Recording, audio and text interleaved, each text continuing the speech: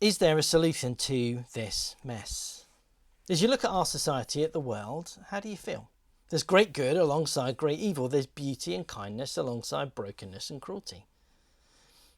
Our society faces enormous challenges. An overburdened, underfunded welfare state, an ageing population, rising crime, climate change, a mental health crisis, especially among the young. And the danger is as a society that we become cynical as our dreams fade and institutions let us down. George Carlin said, "Inside every cynical person, there's a disappointed idealist." Listen out this week and maybe you'll hear the pain of shattered dreams in the cynical comments of others, or maybe catch them in your own. Is there any solution to the mess we find ourselves in? The Bible doesn't hide from it. It faces up to it. In fact, it tells us things are worse than we imagined, but that the solution is more wonderful than we could ever have dreamed. Misdiagnosing a problem can be serious, can't it? A friend of mine once took one of their children on a bike ride. They were feeling a bit under the weather, had a bit of a cold, and thought we'd just get some fresh air and maybe sweat it out a bit. Except when he got back, his son's temperature was over 39 degrees and it turned out he had swine flu, not a cold, and was off school for 2 weeks. Misdiagnosing a problem can be serious. In Mark 7, Jesus has a debate with the religious leaders of his day. They're cross with his disciples for not ceremonially cleaning their hands before they ate. But Jesus says, our problem is much bigger than dirt on hands. He says this, nothing outside a person can defile them by going into them. Rather, it's what comes out of a person that defiles them. Later on, when the crowds have melted away, Jesus is with his disciples and they ask him what he means. And he goes on to say, don't you see that nothing that enters a person from the outside can defile them? For it doesn't go into their heart, but into their stomach and then out of the body. What comes out of a person is what defiles them. For it's from within, out of a person's heart, that evil thoughts come.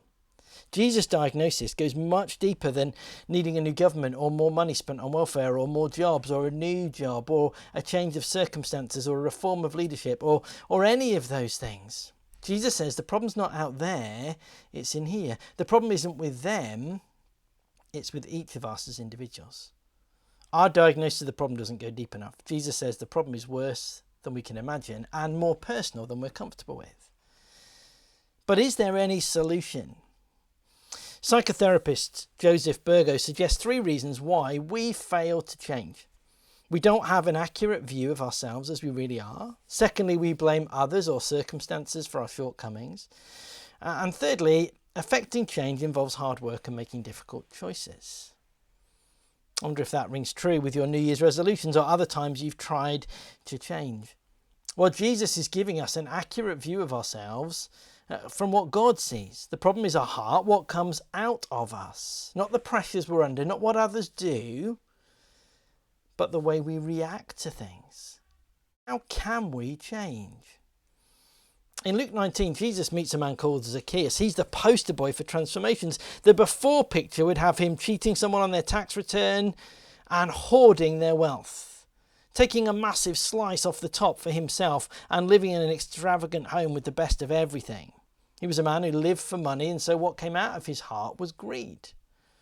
The after picture would blow our minds. It would show a beaming Zacchaeus generously giving back to those he cheated and swindled, and then giving half his possessions to the poor. What's the difference? Why does he change?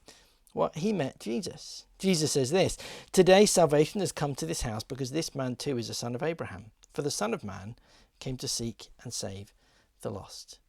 Jesus comes to bring transformation, and he does it by showing Zacchaeus love. By bringing him back to the Father, by changing his heart. The great news of the gospel is that there is a solution to the mess we find ourselves in. But it's not a solution that's out there, it's a solution that's in here. It's more personal than we imagine because the problem is our hearts, and Jesus comes to bring transformation through the gospel.